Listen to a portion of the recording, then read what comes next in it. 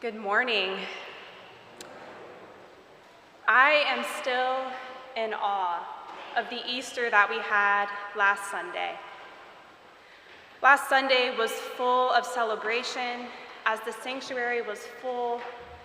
The brass played joyfully and the music sung by the choir was so beautiful. But today feels a little bit different. It is the second Sunday of Easter for one, typically one of lower attendance. The celebrations have worn off, and we have put away our pastel attire. We have gone back to normal, as some would say. We have gone back to the everyday life that we live. After celebrations of resurrection have subsided, and now that we have taken a deep breath after Easter, what remains? Jesus is risen, we say, but we still witness the horrors and the crucifixions among us. As we still witness extreme poverty right here in Richmond and around the world, mass incarceration, gun violence almost every day, death and sickness in our own families, we still say, Jesus is risen? When we face deep hurt and bear witness to the suffering in our world, it can be difficult to believe in resurrection. This is a thought that I hold often, especially during times of loss and pain. As Daniel mentioned earlier, I was a graduate of UVA, and a few years ago, the Charlottesville community, which I hold dear to my heart, spent a great deal of time in the midst of pain. I am sure you all remember that during the summer of 2017, right as I was about to step onto grounds for my first year of college, a group of neo-Nazis marched on the lawn and in downtown Charlottesville, yelling hateful speech and protesting the removal of the Robert E. Lee statue.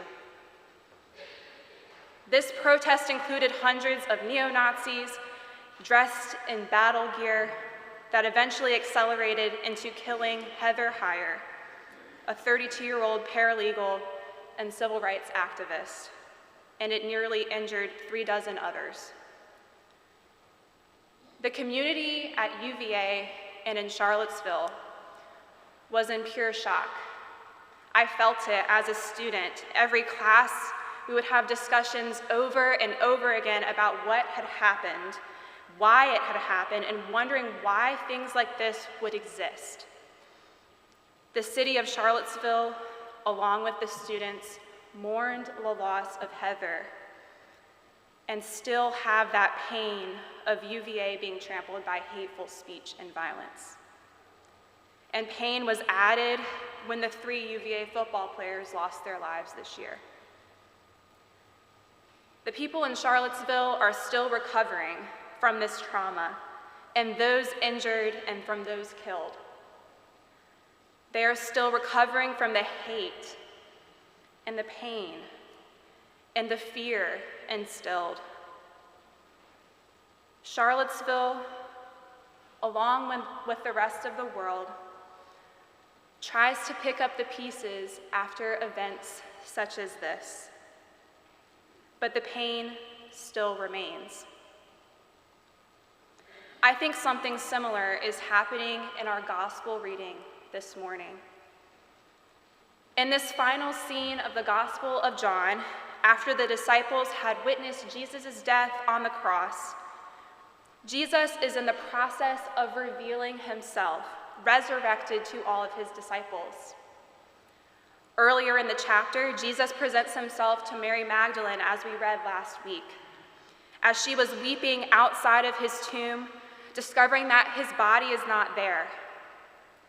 He asks, "Woman, "Why are you weeping? Who are you looking for?" Supposing him to be the gardener, she said, "Sir, if you had taken him away, tell me where you have laid him, and I will take him away." Jesus said to her, "Mary." And she turned and said to him in Hebrew, "Rabboni," which means teacher. Mary only comes to know that it is Jesus after hearing his voice. Mary doesn't recognize him at first, for it cannot possibly be him. She questions if it really is him. And Mary has to hear before she believes that it is truly Jesus. And likewise, as the story goes on, the rest of the disciples were in hiding when Jesus came to them, afraid that the same fate of Jesus being crucified would come to them. He grants them peace and shows them his hands and his side and says, "Peace be with you." The disciples were probably in disbelief, still recovering from the fact that they saw their leader being crucified on a cross. The fearful disciples, too, had to be met where they were with seeing Jesus' hands and his side, with seeing before truly believing. And finally, we get to Thomas, who was not present when Jesus showed the rest of the disciples his wounds. And he says, "Unless I see the mark of the nails in his hands, and I put my finger in the mark of the nails in my hand in his side, I will not believe." Because of this statement, Thomas has been characterized by many as doubting Thomas, as the disciple who got it all wrong by not believing without seeing Jesus first. I would like to take an alternative view of Thomas. I think Thomas is misjudged. What if Thomas is just Thomas? What if Thomas is honest Thomas? As one of the 12, Thomas had been present as Jesus led his ministry of healing, serving the poor, giving aid to the widow, and welcoming the stranger. Thomas was present as Jesus had compassion for every person he came in contact with. Thomas was present as Jesus was led on a donkey into Jerusalem with palm branches waving as he went. Thomas was present when Jesus prayed for all of them. And Thomas was present when Jesus was betrayed and arrested by Roman authorities.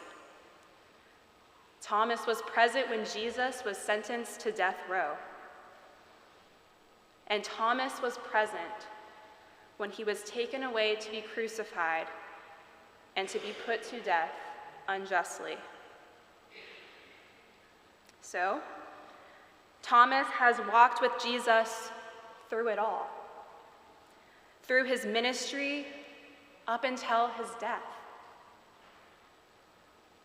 Thomas was a friend, a companion of Jesus, and yet Thomas is also human, a human that trusted and loved his leader, and yet might not have understood everything that had taken place during that time. As Thomas saw the cruel treatment of Jesus, he experienced trauma. As Shelley Rambo puts it, author of Spirit and Trauma, such is the reality of trauma. It affects our memory and sensation, and witnesses do not necessarily have a straightforward access to an event. To witness from this middle space is to exist in a place of disorientation. where the strict binaries of life and death are undone. Thomas was a witness to suffering, and because of that, he is caught in this middle, caught in the middle of death and resurrection, not sure what to think, not sure what to believe, or how to act. When we experience the death of a family member or a friend, or when we witness the unjust deaths in our own communities, we, like Thomas, ask, God, is that really you? Could you really still be with me, God? God, show me evidence, show me your hands. Thomas is still dealing with the trauma of experiencing the death of his beloved leader. He is grieving. He is in shock and was at the point where all he wanted was just to know that Jesus was there. He just wanted to see. And so, from Thomas, we know that trauma is real. Wounds are real. And this doesn't necessarily mean that Thomas's faith was ever gone. It just means that the wounds of death, of unjust execution, are real and they are present. After Thomas asked to truly see and touch, Jesus doesn't condemn him. He responds lovingly. He allows him to see and touch him. He tells him, put your finger here. See my hands. Reach out your hand and put it in my side. Jesus is not offended by the curiosities and doubts and instead meets him where he is, reassuring Thomas, do not but doubt, but believe. Jesus is meeting Thomas where he is in that particular moment, allowing him to see for himself and to investigate. He is helping him navigate what the mysteriousness of this resurrection might mean for him. He is showing Thomas that God does not love us any less because we doubt and because we ask questions and because we ask to truly see. Thomas just needed Jesus to be present, to know that he was not alone. And he just wanted access to the same evidence as the other disciples, quite frankly. His wish is granted, and Thomas responds with, my Lord and my God, which is noted by biblical scholars as one of the highest confessions of faith in the Gospels. And this story is not far off from what we experience in our own faith journeys. We know that in our own stories, doubt is not the antithesis of faith. As my brother Matt shared a few weeks ago in his Stories That Shaped Us, he shared about the pains and the doubts that he carried. He said that regardless of my choices, whether healthy or unhealthy, my friends, my family, and my church community stuck by me, even if it was simply by just being. In my darkest moments, they showed me love. Our wrestling, our learning, and the messiness of our own faith journeys points us to know that this is true. We are all Thomas, and that is perfectly okay. We are all Thomas. We are Thomas when we witness a family member die of sickness. We are Thomas when we go through divorce. We are Thomas when we witness school shootings across our country over and over again. We are Thomas when we witness the unjust treatment of those who are marginalized in our own neighborhoods. We are Thomas when we are shamed for who we are. We are Thomas anytime we witness life turn to death and joy turn to despair. And maybe we are not only Thomas. Maybe we are also Mary Magdalene and the rest of the disciples as well. You see, each of us understands who God is in different ways. Mary Magdalene needed to hear his voice. The disciples needed his presence and to see. And Thomas needed to see and touch. We say, Jesus is risen, and this is true. But the resurrection is a complex thing to understand. Just as Jesus' own disciples, Mary Magdalene, and Thomas all show us. Despite the messiness of this living in the middle, in between death and new life, God is present and loves us amidst it all. Jesus comes to each of us in ways that we need, ways that attend to the wounds that each of us has, and understands the suffering and the loss that we endure because he endured it too on the cross.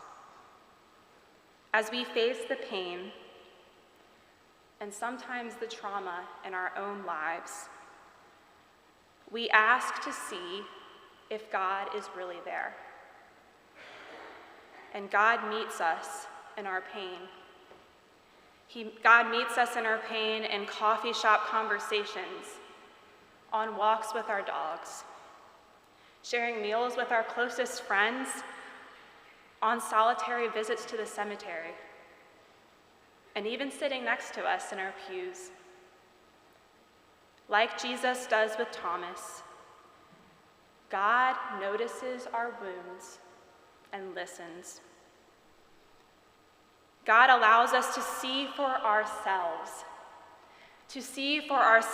that the love that abounds around us and through us does not go away, even in our pain.